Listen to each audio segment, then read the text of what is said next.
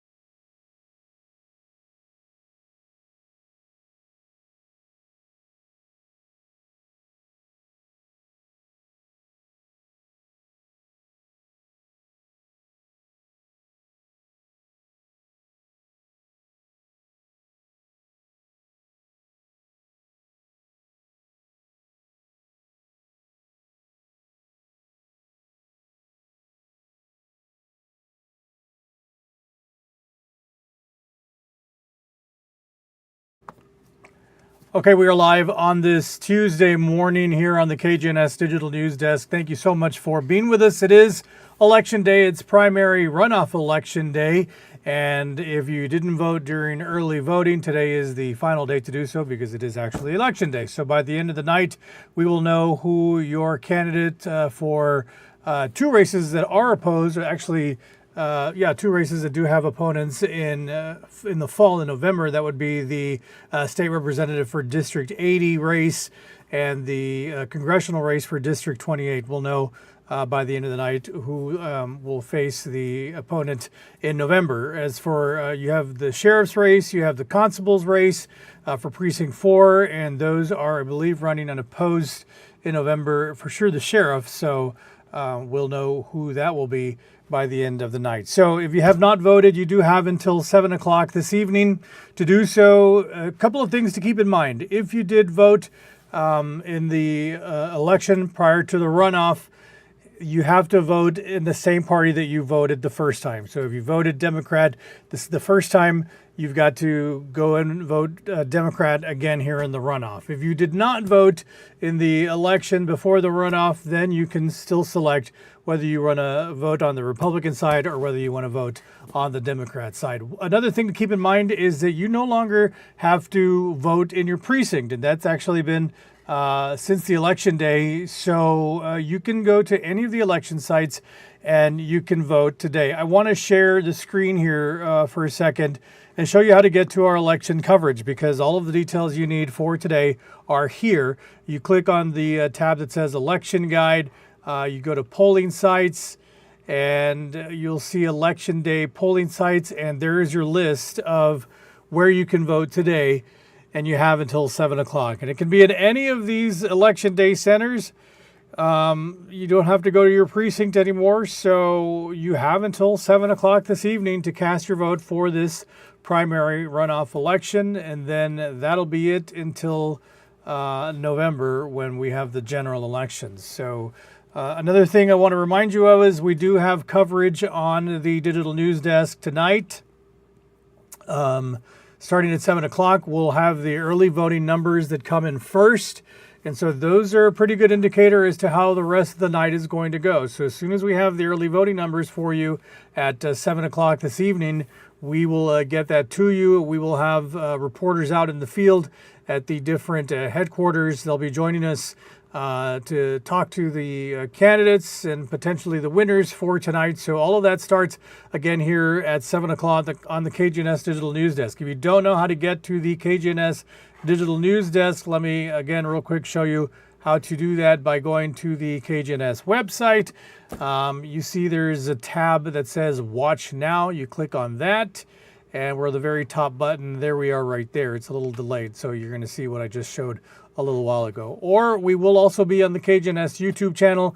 I will probably be here on the Facebook page as well. But again, you have until 7 o'clock tonight to go vote, and you can do it at any of the polling sites. You can go to our website, click on the elections tab, and we'll have a list of all the places where you can go vote today. Well, joining us now is Yolanda Villarreal, because weather has obviously, been one of the top stories as of late, Yolanda, and this heat that we've been experiencing just continues. It does continue, and then last night we had some showers and thunderstorms that developed in Mexico and made their way into Webb County. Those showers and thunderstorms started to develop in Mexico around 5 p.m. and it actually took them 5 hours to arrive here in Laredo. So these showers and thunderstorms develop around 10:30 in northern Webb County, and then around 10:40ish, that's when we started to see those showers and thunderstorms. There have been reports that there was some areas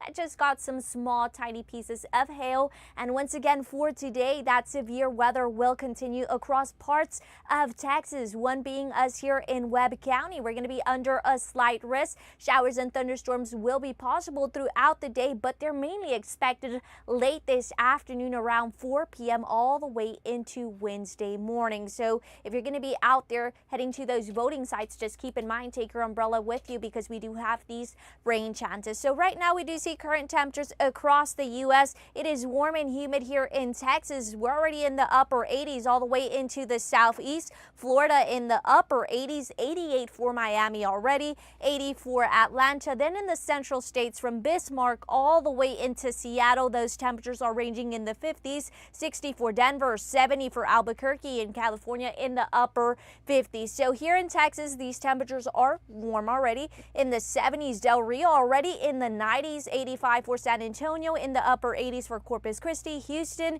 in the upper 60s for Dallas. Dallas has been getting these showers and thunderstorms since early this morning. There was also some tornado warnings going on from them. They got very strong winds, gusts up to 75 miles per hour. So here in our viewing area, temperatures right now are ranging in the upper 80s, 86 for Zapata, 91 for Fier, in the upper 80s for Cotula, 87 for El Sinal, 88 for Carrizo Springs. So we continue to have lots of moisture available for these showers and thunderstorms to develop. And also, you've been noticing since the past couple of weeks some haze in the sky. Why are we getting this haze? So this haze is coming from those fires that are occurring in Mexico, wildfire grass, and also in the forest. So that's the smoke we're getting, and that's why we see haze for us throughout the past couple of weeks. So our temperatures are going to be hot once again. We're going to be under a heat advisory around noontime, expected to last all the way up to 8 p.m. where our heat index values are going to be a bit lower, not compared to yesterday, where some areas did get those heat index values up to 120. For today, it would be from 110 to 115. So if you're going to be out there as well, you're a person that works outdoors, or you do have plans for outdoor activities, it is going to be hot as well. There's going to be some graduations occurring early this morning. If I'm not mistaken, there's one going on right now around 10, where there is one by the same Salt Arena, and later on in the afternoon there's going to be more from LISD that they're doing these graduations. So right now we do see not much occurring for Del Rio, Laredo, Houston, and San Antonio, and then we get into Dallas. You do see it's mainly in the eastern parts of Texas. Those rectangular squares are meaning that there's some severe weather going on, some flood warnings going on as well. And then we do see a closer look. So Dallas, they're starting to see a little bit of that end to the showers and thunderstorms. They still have more of those showers to move out of the Dallas area all the way down into Waco. They're getting these showers and thunderstorms, and then we do see that these showers and thunderstorms are barely going to start to enter parts of Louisiana. So for us for today, as I mentioned, we're going to be seeing that severe weather expected throughout the day, even overnight. And then we do see some areas that are getting some slight chances of showers and thunderstorms, mainly in the Great Lakes. So this is that severe weather that is expected today. So we do see Dallas is going to be under that slight risk for us here in Webb County as well, all the way into Zapata. And then that enhanced risk, Houston, make sure you guys are weather aware, because you're going to be under under that enhanced risk where some of these showers and thunderstorms that develop could produce lots of heavy rainfall, also be accompanied by those strong winds and some possible hail. And also keep in mind, isolated tornadoes could be possible. So for us here, we do see that we're in that slight risk, meaning that any showers and thunderstorms that develop for us here in Webb County could be accompanied by heavy rainfall, strong winds, and also some hail. So just keep that in mind as well. This is that enhanced risk from Del Rio, San Antonio, Austin, all the way into Waco, Houston, and San Angelo. And then for us, we do see we're in that slight risk all the way into Corpus Christi, parts of Cotula and El Sinal as well. So that's how it's looking right now with that severe weather. Now, what could we expect throughout the day? It's expected to be partly to mostly sunny for us, breezy conditions, gusts up to 22 miles per hour, temperatures ranging in the 90s to triple digits. And then for tonight, as I mentioned, we do have those rain chances that are expected to continue all the way into Wednesday morning. For Wednesday, we do have a slight chance of showers and thunderstorms occurring throughout the day. And just take a look at our 7-day forecast. Not much of a change. Triple digits will continue. Our mornings and nights will be in the 70s to 80s. Then we do see the return of those rain chances by Friday once again. So Ruben, we need the rain, but the heat continues as well. All right, Yolanda. So as you're out there voting, be careful. Much of the same. Graduation ceremonies too? Graduations, you got LIC has one at 10, one at 2, then one at 6, and you can expect that traffic to be there. I already saw some people posting that there was traffic in that area. Well, yep, that's because there's graduations happening at the arena. Yolanda Villarreal will be on Telemundo en tu Casa at 11, and then she'll see you with us here on KGNS News at noon. A reminder that we will have live reports at both 11 o'clock on Telemundo and then on the noon show for election coverage. So tune in for those newscasts. Thanks, Yolanda. We'll see you in a bit. All righty, let me take a break here. I am going to break away from the Facebook page. So if you're watching on Facebook, you can switch over to our YouTube channel or to our website to continue, as I've got more to come, including a reaction from Congressman Henry Cuellar. He actually had a few words to say at a Memorial Day ceremony yesterday about his indictment. So stay tuned for that. But you'll have to tune into the YouTube channel for KGNS or go to the website. And then again, a reminder, the runoff election coverage does start tonight at 7 o'clock. I'll be right back after this. Stay with me.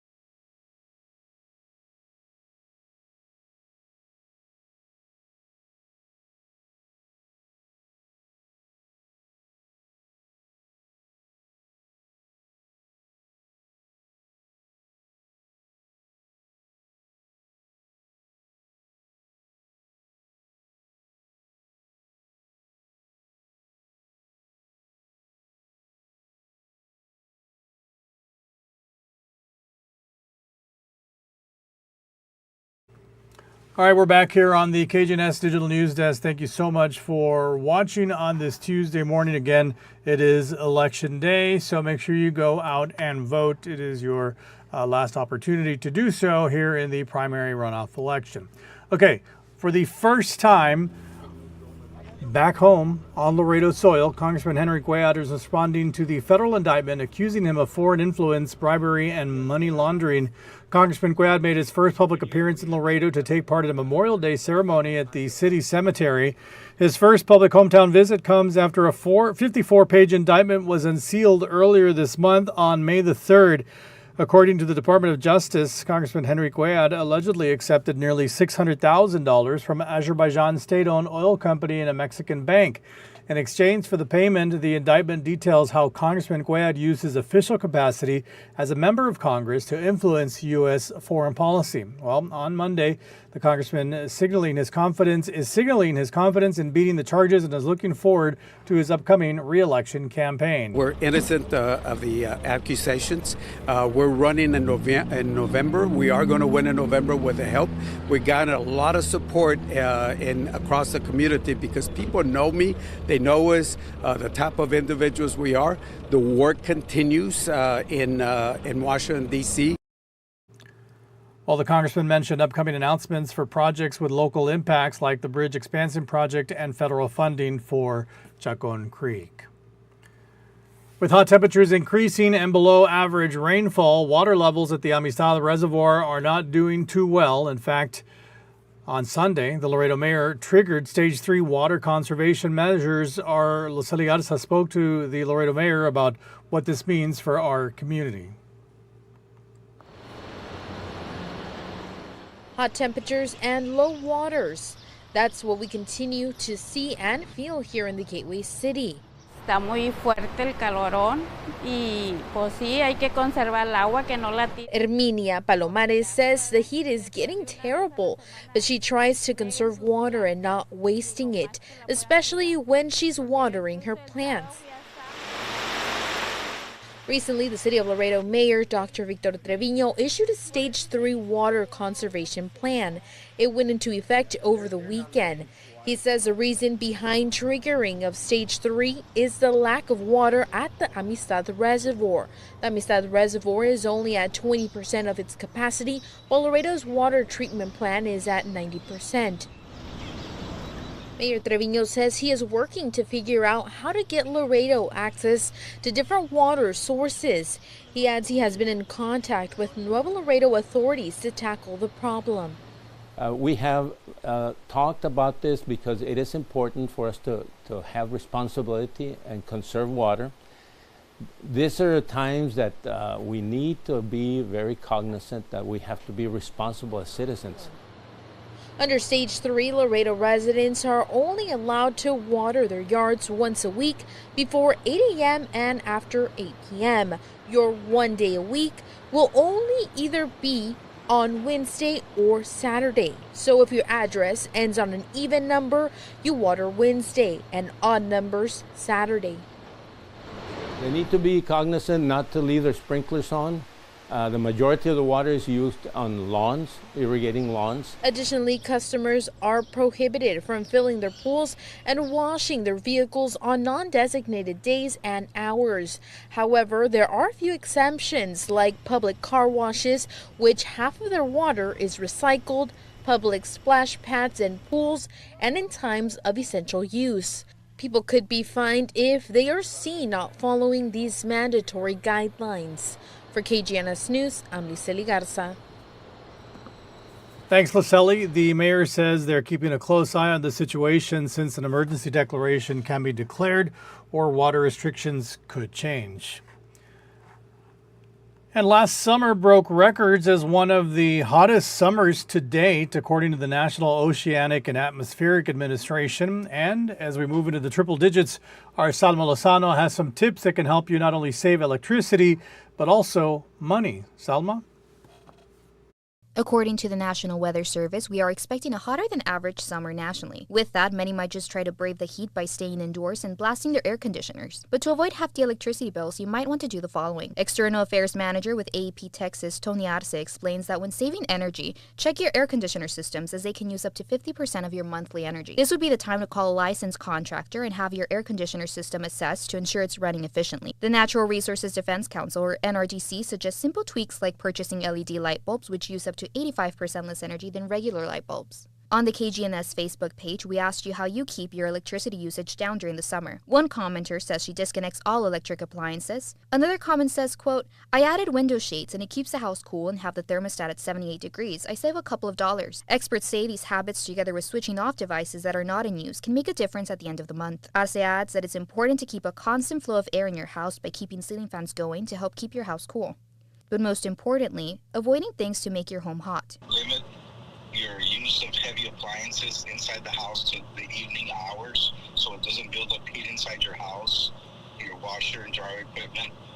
Use them after 7 p.m. And again, the air conditioning, try to maintain a temperature of 78 degrees and change the air conditioning filter. Filters should be changed every month, as a dirty filter can make your air conditioner work harder, thus using more energy. Lastly, the NRGC recommends that if in the market for new electronic devices, look for appliances with Energy Star labels, as they use up to 10 to 40% less energy than other models. For KGNS News, Salma Lozano. Thank you, Salma. The U.S. Energy Information Administration says that monthly electricity consumption across the U.S. is greatest during the months of June through August. From over the weekend, a common traffic stop leads to the recovery of a stolen vehicle. The Department of Public Safety states that on Saturday around 8 in the morning, a trooper pulled over a Dodge Ram pickup truck traveling southbound on I-35 near mile marker 52. The driver, 50-year-old Claudia Ellis, provided the registration. When they ran it through the system, they found the truck had been reported stolen by the San Antonio Police Department. Ellis has now been arrested and charged with unauthorized use of a motor vehicle. As of the latest information, Ellis was transported to a LaSalle County jail.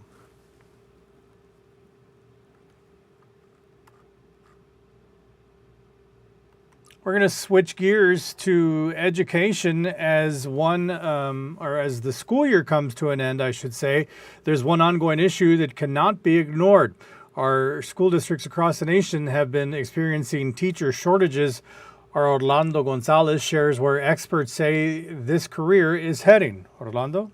The Texas Education Agency says there are specific areas in which staff shortages are being reported, such as bilingual and English as a second language, career and technical education, computer science, technology applications, and special education. Many factors are credited to low staffing, such as safety concerns, packed classrooms, and low wages. According to the reports, half of all schools in the U.S. reported at least one teacher vacancy at the start of 2022. By 2025, more than 225,000 vacancies are expected nationwide. However, not all hope is lost for the school system, as new generations are eager to get into the field. Like recent TAMU grad Alicia Guzman, who says she's dreamed of becoming an educator.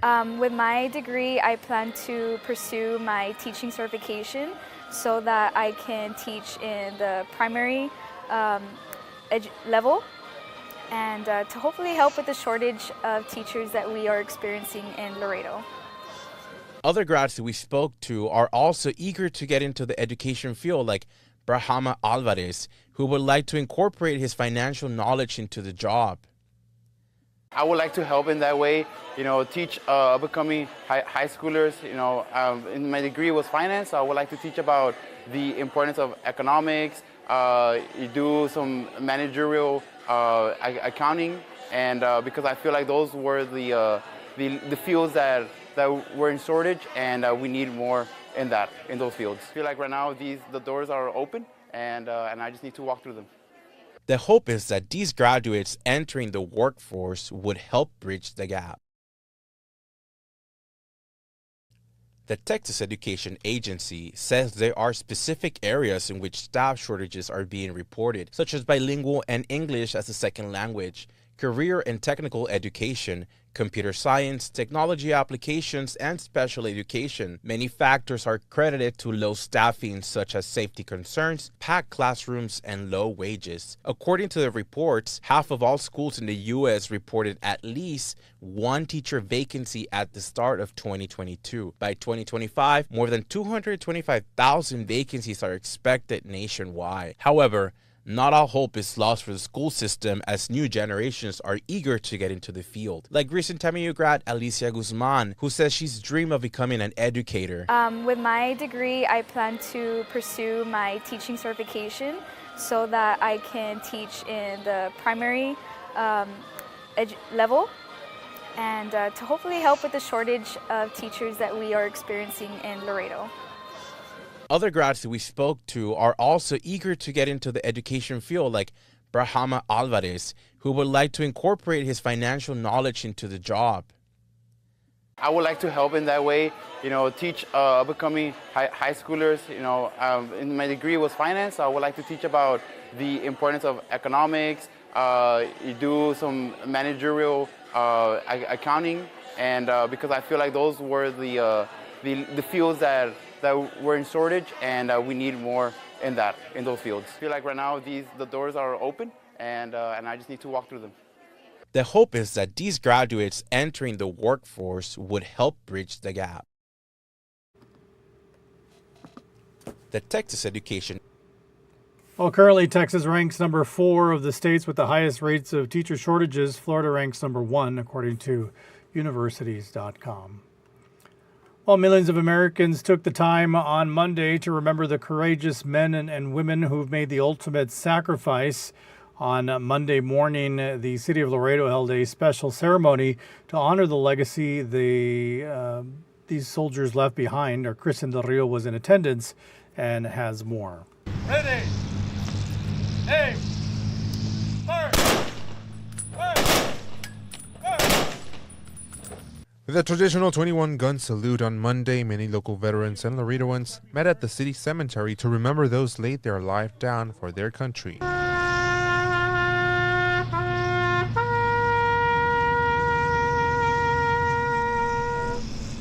It's important not to forget all the fallen soldiers, the Vietnam, the Korean, you name it. And we can't leave them behind. We need to always celebrate what they did to us. Many families pay tribute to their fallen heroes by placing flowers and flags on their grave and saying a little prayer. Jesus Segovia, a Vietnam War veteran, says hundreds of veterans from Laredo died for their country. 28 from Vietnam. We had 221 from World War II. A huge number from World War I also, and Korea. David Lee Espinosa, Rodrigo, and Arizola. These latest fallen heroes, they're from the Iraq-Afghanistan war. Gold Star mothers were also in attendance, including Elizabeth Holguin, the mother of Lance Corporal David Lee Espinosa, who was one of the 13 U.S. Armed Service members killed in 2021 during emergency evacuations in Kabul, Afghanistan. She says it's important that Laredoans keep these fallen heroes in their hearts. It's every day that we need to remember their sacrifice and live at the best we can for their memories.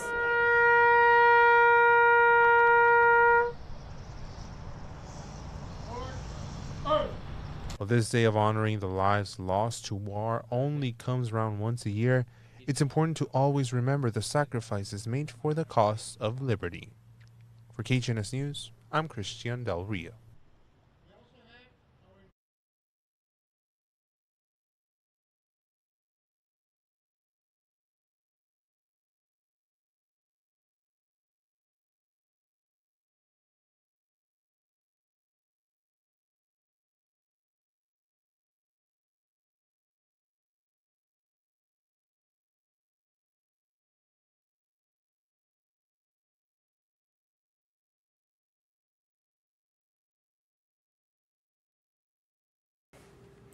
Okay, my battery ran out, so that last story you couldn't hear me. I don't know if I have enough time to at least say goodbye. But the story that I had, let me see if I can get this in. One man's dreams of graduating high school becomes a reality. Lance Corporal Terry Lee Peña was recently able to get his diploma from Zapata High School after decades of waiting. Among family and friends, Terry was honored during a recent Zapata CISD board meeting. He didn't graduate as a teen because he was deployed to war. On June 5th, 1968, he joined the Marine Corps, and within weeks he was stationed at Vietnam.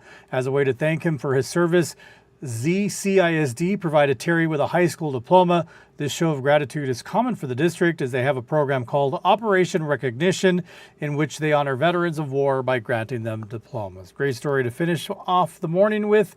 Telemundo Tu Casa is coming up at 11. I'll see you on KGNS News at noon. And then, of course, we have election coverage tonight at 7 o'clock here for the primary runoff election. Thanks for watching. Have a blessed rest of your day.